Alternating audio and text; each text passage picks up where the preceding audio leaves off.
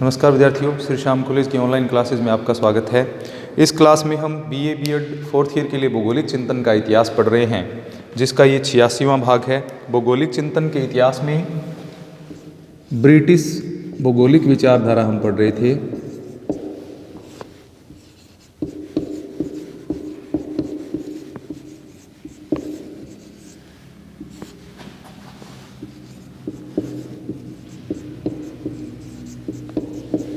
किस प्रकार से ब्रिटेन में भूगोल का उद्भव एवं विकास हुआ उसके बारे में हमने पढ़ा। सबसे महत्वपूर्ण स्थान था जॉन हाफोर्ड जॉन मैकिंडर का। उनके जो विचारधारा है, उनके जो पुस्तकें रचनाएं हैं, उनके बारे में हमने पढ़ लिया था। अगले विद्वान हैं हर्बर्टसन।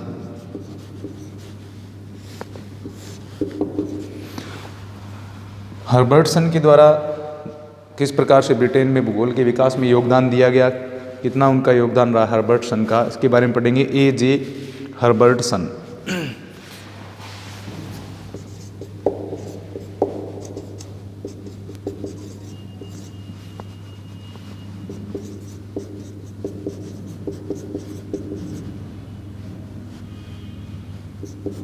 हर्बर्टसन तो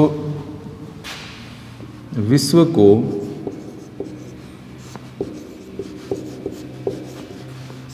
बृहत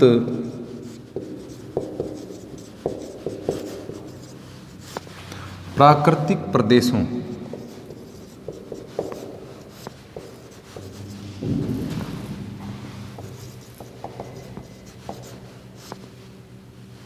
विश्व को बृहत प्राकृतिक प्रदेशों में बांटने का श्रेय इनको जाता है। बांटने के लिए ये प्रसिद्ध रहे हैं, यानी इनकी प्रमुख कार्य जो था इनकी प्रसिद्धि का, वो था विश्व को इन्होंने बृहत प्राकृतिक प्रदेशों में बांटा था। हर्बर्टसन का जन्म 1865 में दक्षिणी इंग्लैंड में हुआ था। जन्म 1865 में दक्षिणी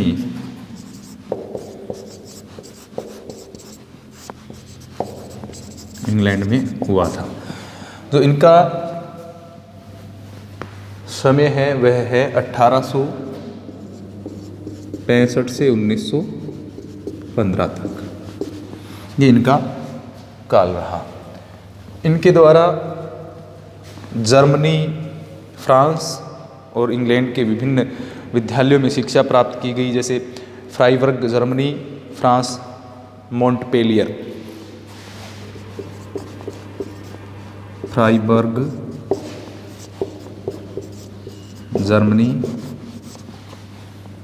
और फ्रांस के मॉन्टपेलियर विद्यालयों में इनके द्वारा शिक्षा प्राप्त की गई। इसके अलावा लंदन में भी इनके द्वारा अध्ययन किया गया।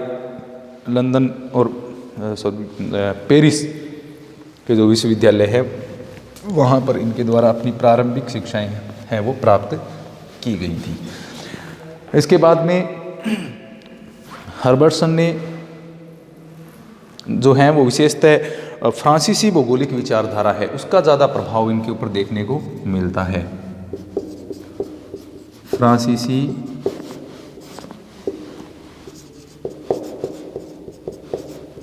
भौगोलिक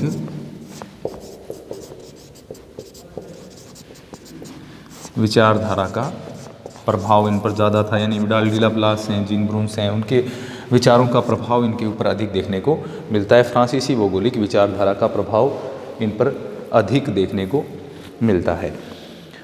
सर्वप्रथम इन्होंने मौसम विज्ञान और समुद्र विज्ञान के क्षेत्र में अपने कार्य है वो किए थे, यानी सर्वप्रथम कौन, मौसम विज्ञान, उसके बाद में समुद्र विज्ञान में इनके द्वारा कार्य किए गए। ये एक प्रकृति विज्ञानी भी रहे हैं। प्रकृति विज्ञानी के रूप में इन्होंने अपने शोध कार्य भी किए। प्रकृति विज्ञान से संबंधित ये थे। इनके द्वारा बोर्थोलोम्यू के द्वारा जो मौसम विज्ञान मानचित्रावली प्रस्तुत की गई थी, इसके द्वारा बोर्थोलोम्यू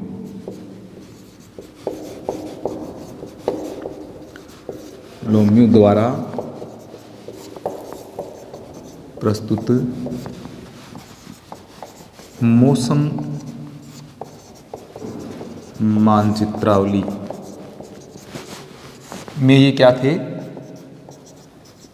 सह लेखक भी रहे थे। बार्थोलोम्यू की जो मौसम मानचित्रावली है उसके सह लेखक इनको कहा जाता है। मौसम विज्ञान की मानचित्रावली में सह लेखक ये रहे हैं। इनकी प्रथम नियुक्ति है वो 1891 में डंडी कॉलेज में वनस्पति विज्ञान के सहायक के रूप में इनकी नियुक्ति हुई थी, वनस्पति प्रयोगशाला सहायक के रूप में। 1899 में जब ऑक्सफोर्ड विश्वविद्यालय में मैकेंडर को रीडर के पद से पदोन्नति प्राप्त हुई और जो प्रोफेसर बने, उस समय जो पद रिक्त हुआ 1899 में, तब ये ऑक्सफोर्ड विश्वविद्यालय में रीडर के रूप में नियुक्त हुए थे।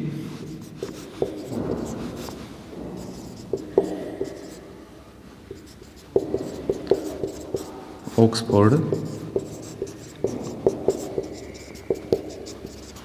विश्वविद्यालय में रीडर के रूप में ये नियुक्त हुए थे 1899 में। इस समय मैकेंडर की पदोन्नति हुई थी, उसके बाद में ये बने थे। तो मैकेंडर के सहयोगी के रूप में इन्होंने कार्य किया और इनका चयन फिर रॉयल ज्योग्राफिकल सोसाइटी के सदस्य के रूप में भी हो गया था। लंदन की जो रॉयल ज्योग्राफिकल सोसाइटी है उनके सदस्य के रूप में इनका चयन हुआ था। उसके बाद में इन्होंने आजीवन अध्ययन अध्यापन के कार्य में ये लगे रहे थे।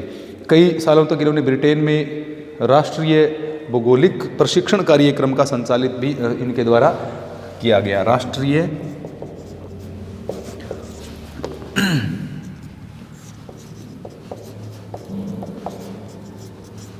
भौगोलिक प्रशिक्षण का कार्य इनके द्वारा किया गया था लंदन में। तो इस प्रकार से इनके द्वारा भूगोल में अध्ययन अध्यापन में महत्वपूर्ण योगदान रहा है A.J. हर्बर्टसन का। इनकी प्रमुख रचनाएं देखते हैं कौन कौन सी हैं। प्रमुख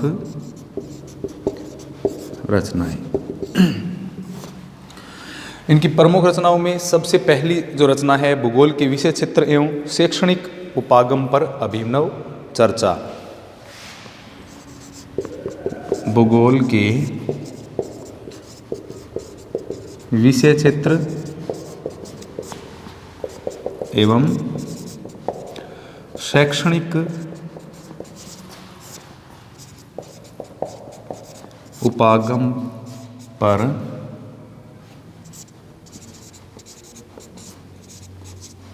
अभिनव चर्चा। भूगोल के विषय क्षेत्र एवं शैक्षणिक उपागम पर अभिनव चर्चा, ये इनकी पहली रचना है जो 1904 में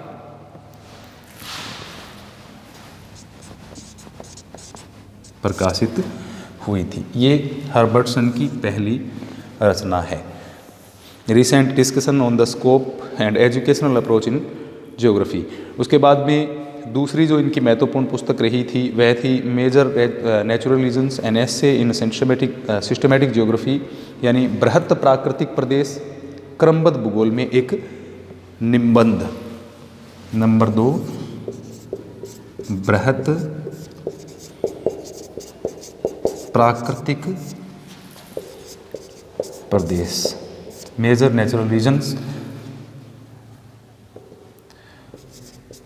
क्रमबद्ध भूगोल में एक निबंध। एन एसे इन सिस्टमैटिक ज्योग्राफी, क्रमबद्ध भूगोल में एक निबंध। ये इनकी रचना प्रकाशित हुई 1905 में। दो रचनाएं हो गई। ये इनकी सबसे महत्वपूर्ण रचनाओं में से एक है, बृहत प्राकृतिक प्रदेश वाली, और विश्व को बृहत प्राकृतिक प्रदेशों में बांटने के लिए ही इनको सर्वाधिक जाना जाता है। उसके बाद में तीसरी रचना है मैन एंड हिज वर्क, मानव और उसके कार्य। 1911 में ये प्रकाशित हुई। मानव एवं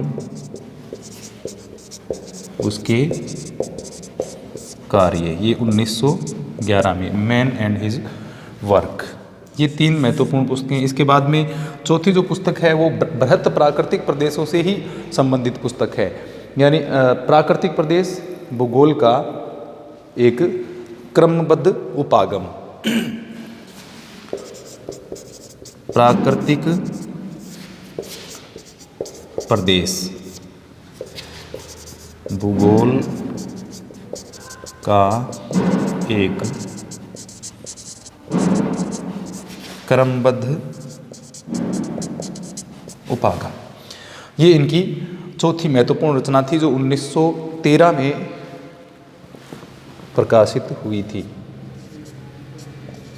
तो ये इनकी चार महत्वपूर्ण रचनाएं हैं। सबसे पहले भूगोल के विषय क्षेत्र एवं शैक्षणिक उपागम पर अभिनव चर्चा 1904 में, बृहत प्राकृतिक प्रदेश क्रमबद्ध भूगोल में एक निबंध 1905 में, मानव भूगोल एवं उसके कार्य 1911 में, प्राकृतिक प्रदेश भूगोल का एक क्रमबद्ध उपागम ये 1913 में प्रकाशित हुई थी। ये महत्वपूर्ण रचनाएं इनकी हैं।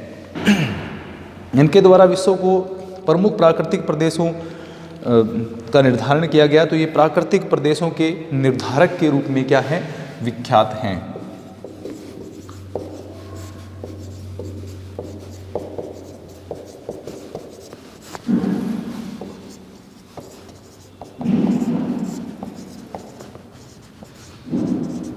निर्धारक के रूप में विख्यात, विश्व के प्राकृतिक प्रदेशों के निर्धारक के रूप में विख्यात हैं। ये इनके द्वारा विश्व को प्रमुख जो प्राकृतिक प्रदेशों में बांटा गया है वही इनकी प्रमुख विचारधारा है, ये कह सकते हैं इनकी संकल्पना है। ये प्राकृतिक प्रदेश की संकल्पना किसके द्वारा दी गई है, ए.जे. हर्बर्टसन के द्वारा दी गई है। इसी के लिए ये विख्यात रहे हैं। 1904 में इनके द्वारा ये जो लेख पढ़ा गया था बृहत प्राकृतिक प्रदेशों का, इसका प्रकाशन है वो 1905 में हुआ था।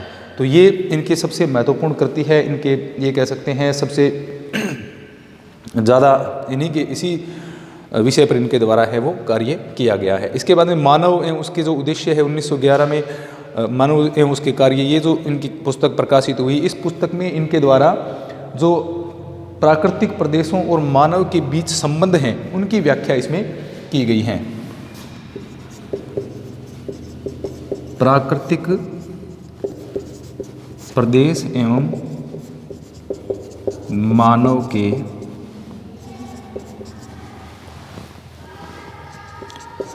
अंतर संबंधों की व्याख्या। तो ये जो पुस्तक है जो 1911 में प्रकाशित हुई, मानव एवं उसके कार्य, इसमें मानव एवं प्राकृतिक प्रदेशों के मध्य अंतर संबंधों की व्याख्या करने का प्रयास है वो हर्बर्टसन के द्वारा किया गया है। और इन्होंने ऐसा विचार इनके द्वारा इसमें दिया गया कि प्राकृतिक दशाएं हैं वो मानव को इतना प्रभावित करती हैं कि वो मानवीय कार्यों में ही प्रकट होने लगती हैं। यानी पर्यावरण है वो मानव को इतना अधिक प्रभावित करता है कि मानव एवं उसके जो कार्य हैं उसमें ये प्रभाव दिखाई देने लगते हैं। प्राकृतिक प्रदेश या प्राकृतिक जो वस्तुओं का प्रभाव है वो मानव के क्रियाकलापों से हमें स्पष्ट दिखाई देता है। जैसे विभिन्न प्रदेशों के, विभिन्न प्राकृतिक प्रदेशों के मानव हैं उनके कार्य हैं वो भिन्न भिन्न होते हैं।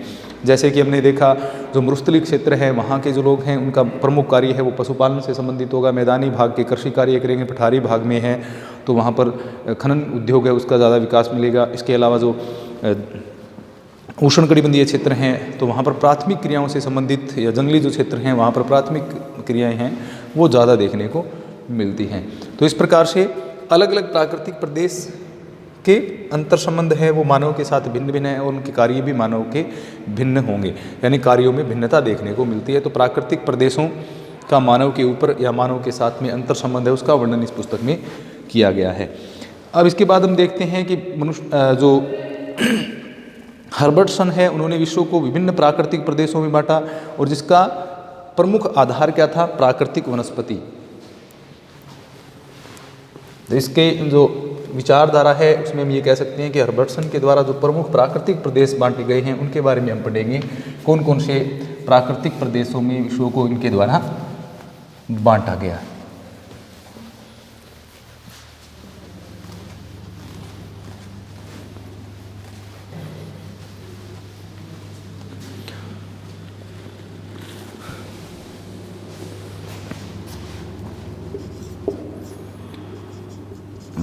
बृहत प्राकृतिक प्रदेश यानी हर्बर्टसन के द्वारा निर्धारित विश्व के बृहत प्राकृतिक प्रदेश। आधार क्या है इनका, आधार है प्राकृतिक वनस्पति। प्राकृतिक वनस्पति के आधार पर ही इन्होंने इन प्रदेशों को अलग अलग विभागों में, अलग अलग भागों में विषयों को बांटा है। इसलिए क्या है, प्राकृतिक प्रदेश हैं वो अधिकांशतः अब प्रकृति के आधार पर बंटे हुए हैं। प्राकृतिक वनस्पति के आधार पर बंटेंगे तो ये किसका अनुसरण करेंगे? जलवायु का, क्योंकि सर्वाधिक प्रभावित करने वाला कारक है। तो जलवायु जो प्रदेश हैं उनका भी अनुसरण इन प्रदेशों के द्वारा किया जाता है। अब जैसे कोपेन का जलवायु वर्गीकरण है वो तो कैंडोल के वनस्पति वर्गीकरण के ऊपर ही आधारित है, तो इन दोनों में समानता देखने को मिलती है। यानी ये प्राकृतिक प्रदेश में जलवायु संबंधी विशेषता है वो भी समरूपता इसमें देखने को मिलती है। इसके अलावा इन्होंने प्राकृतिक प्रदेश में भूतल की संरचना है, भूविन्यास, उच्चावच, प्राकृतिक वनस्पति और जीव जगत की सामान्य समरूपता भी इन प्रदेशों में पाई जाती है, क्योंकि यहाँ की जलवायु संबंधी विशेषताएं हैं वो भी एक जैसी हैं, तो इनमें कहीं ना कहीं ये समानताएं भी देखने को मिलती है। लेकिन जो प्राकृतिक दशाएं हैं उनको ही सबसे महत्वपूर्ण माना गया है। अब समान प्राकृतिक दशाओं में जब रहेंगे तो उसमें जो मनुष्यों की सामाजिक, आर्थिक एवं सांस्कृतिक दशाएं जो होती हैं उनमें भी समानता उत्पन्न हो जाती है। एक जैसे पर्यावरण या एक जैसे प्राकृतिक प्रदेश में रहने से क्या होता है, मनुष्य में सामाजिक,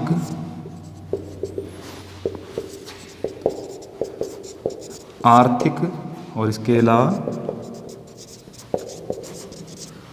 सांस्कृतिक समानताएं भी क्या हो जाती हैं, उत्पन्न हो जाती हैं। ये एक जैसी समानता इनमें देखने को मिलती है। तो प्रमुख प्रदेश कौन कौन से इनके द्वारा बांटे गए? वैसे तो इनके द्वारा मुख्यतः जो भारत प्रदेश हैं वो 6 बांटे गए हैं, लेकिन उनके उपविभाग भी इनके द्वारा बताए गए हैं। अब जैसे सबसे पहले आता है पोलर रीजन या ध्रुवीय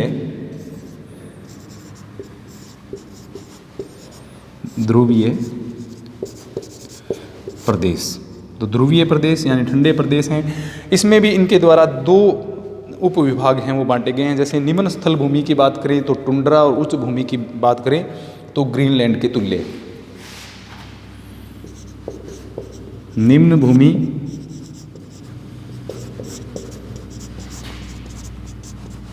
टुंड्रा फर्स्ट और सेकंड है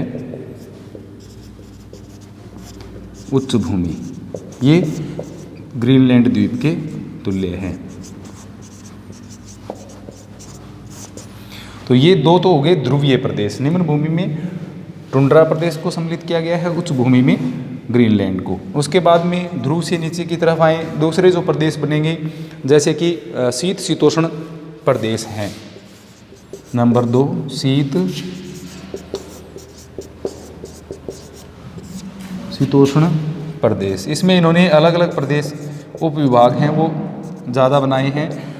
यानी जैसे शीत शीतोष्ण प्रदेश हैं उसमें इन्होंने 4 उप प्रदेश बताए, जैसे पश्चिमी तटीय, पूर्वी तटीय,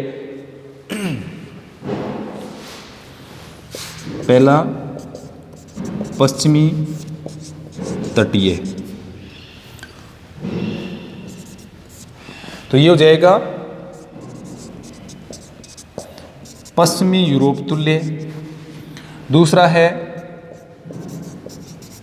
पूर्वी तटीय प्रदेश, ये हो जाएगा सेंट लॉरेंस तुल्य यूएसए वाला। और उसके बाद में आंतरिक प्रदेश, और एक जो आंतरिक प्रदेश है, आंतरिक निम्न भूमि है वो साइबेरिया के तुल्य हो जाएगी, और आंतरिक उच्च भूमि है वो अल्टाई तुल्य हो जाएगी। आंतरिक उच्च भूमि अल्टाई तुल्य, और नंबर 4 आंतरिक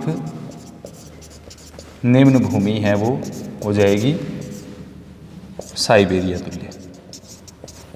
तो ये विश्व के विभिन्न क्षेत्र अल्टाई तुल्य, अल्टाई पर्वत श्रेणी वाला भाग आ जाएगा यूरेशिया वाला जो क्षेत्र है उसमें, और उसके बाद में साइबेरिया, एशिया का साइबेरिया वाला क्षेत्र आ जाएगा। तो इस प्रकार से इन्होंने जो शीत शीतोष्ण प्रदेश हैं उनको अलग अलग 4 भागों में विभाजित किया है। तो ये 2 मुख्य प्रदेश हो गए। इसके बाद में अगला तीसरा जो प्रदेश है वह है उष्ण शीतोष्ण प्रदेश।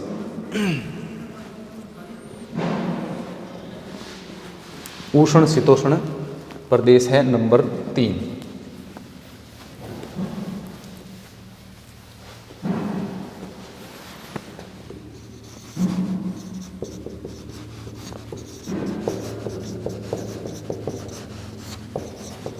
अब उष्ण शीतोष्ण प्रदेश भी एक विस्तृत प्रदेश है, क्योंकि हम भरत प्रदेश पर पढ़ रहे हैं तो इसके भी उपविभाग हैं, 3-4 उपविभाग इसमें भी किए गए हैं। जैसे पश्चिमी तटीय क्षेत्र हो जाएगा, ये भूमध्य सागरीय हो जाएगा, आंतरिक प्रदेश हो जाएगा, पठारी प्रदेश हो जाएगा, पश्चिमी तटीय प्रदेश, तो इसमें आ जाएगा भूमध्य सागरीय प्रदेश वाला क्षेत्र हो जाएगा। अच्छा, दूसरा जो इसका उपविभाग है वह बनता है ग्रीष्मकालीन वर्षा वाले तटीय प्रदेश, यानी ऐसे क्षेत्र जहाँ पर ग्रीष्म काल में वर्षा होती है। जैसे तटीय प्रदेशों में चीन वाला क्षेत्र आ जाता है, ग्रीष्मकालीन वर्षा वाले तटीय प्रदेश, इसमें चीन तुल्य प्रदेश हैं वो आ जाएंगे, यानी चीन की जैसी जिनमें विशेषता पाई जाएगी वो। आंतरिक प्रदेश आता है नंबर 3 जो है वो आंतरिक निम्न भूमि है, जिसमें तुरान तुल्य प्रादेशिक आंतरिक निम्न भूमि, ये आ जाएगा तुरान तुल्य प्रदेश, यूरेशिया वाले क्षेत्र से संबंधित है तुरान तुल्य प्रदेश। इसके बाद में आंतरिक प्रदेश के बाद में जो अंतिम भाग आता है वह है पठारी प्रदेश। पठारी प्रदेश में जैसे ईरान तुल्य प्रदेश है वो आ जाएगा,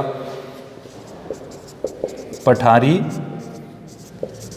प्रदेश, इसमें कौन सा है, ईरान तुल्य प्रदेश।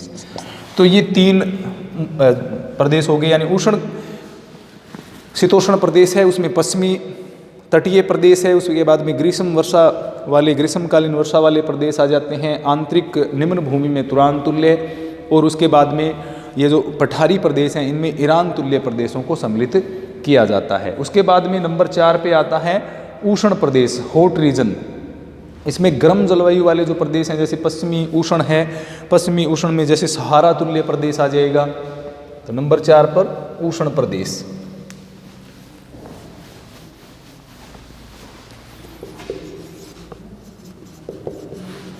उष्ण प्रदेश, हॉट रीजन, इसमें पहला पश्चिमी तटीय उष्ण, तो इसमें कौन से आ जाएंगे, सहारा तुल्य प्रदेशों को इसमें सम्मिलित कर लिया जाता है। पश्चिम की ओर जो स्थित हैं तटीय क्षेत्र हैं, सहारा के समान स्थिति रखते हैं, तो पश्चिमी उष्ण मरुस्थल है वो किस में आ जाएंगे, सहारा तुल्य या पश्चिमी उष्ण मरुस्थलीय प्रदेश में आ जाएंगे। ग्रीष्मकालीन वर्षा वाले प्रदेश आ जाएंगे उष्ण प्रदेशों में, जैसे कि भारत वाला क्षेत्र है ग्रीष्मकालीन वर्षा वाले क्षेत्र, इसमें हम कह सकते हैं मानसूनी प्रदेश। मानसूनी प्रदेश के जो क्षेत्र हैं वो इसमें सम्मिलित हो जाते हैं ग्रीष्मकालीन वर्षा वाले उष्ण प्रदेशों में। उसके बाद में आता है अंतर्देशीय प्रदेश, जैसे कि एक प्रकार से लैंडलॉक हो सकते हैं। अंतर्देशीय प्रदेश ये कैसे आएंगे, उष्ण प्रदेश होने चाहिए, तो इसका उदाहरण सबसे उत्तम है सूडान, तो ये सूडान तुल्य प्रदेश इसमें आ जाएंगे। तो ये 4 प्रदेश हो गए। चौथा उष्ण प्रदेश है, जिसमें पश्चिमी उष्ण प्रदेश कह सकते हैं। पश्चिमी उष्ण में सहारा जैसे प्रदेश, सहारा के तुल्य प्रदेश आएंगे। ग्रीष्मकालीन वर्षा वाले मानसूनी जो प्रदेश हैं वो आ जाएंगे। अंतर्देशीय में आ जाएंगे सूडान तुल्य प्रदेश जो है वो अंतर्देशीय जो प्रदेश हैं उनमें आ जाएंगे। अंतर्देशीय प्रदेश में सूडान तुल्य आ जाएंगे। 5वां जो प्रदेश है वह है उपोष्ण उच्च पर्वतीय एवं पठारी प्रदेश। उपोष्ण उच्च पर्वतीय एवं पठारी प्रदेश। अब उपोष्ण उच्च जैसे तिब्बत तुल्य, तिब्बत के जैसे प्रदेश हैं वो कौन से में आ जाएंगे, उपोष्ण उच्च पर्वतीय प्रदेश में आ जाएंगे। ये 5वां वृहत प्रदेश हो गया प्राकृतिक। और अंतिम जो प्रदेश है वो है आर्द्र विषुवत रेखीय निम्न भूमि, आर्द्र विषुवत रेखीय निम्न भूमि। और इसका उदाहरण प्रस्तुत करता है अमेजन तुल्य प्रदेश, यानी विषुवत रेखीय प्रदेश इसमें आ जाएंगे।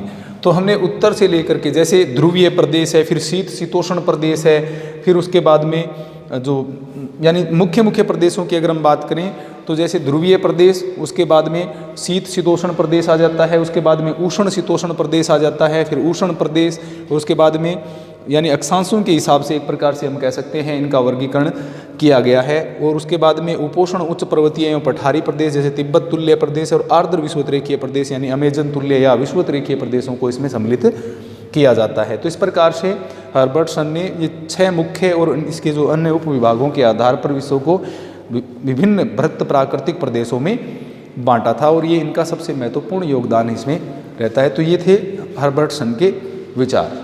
धन्यवाद।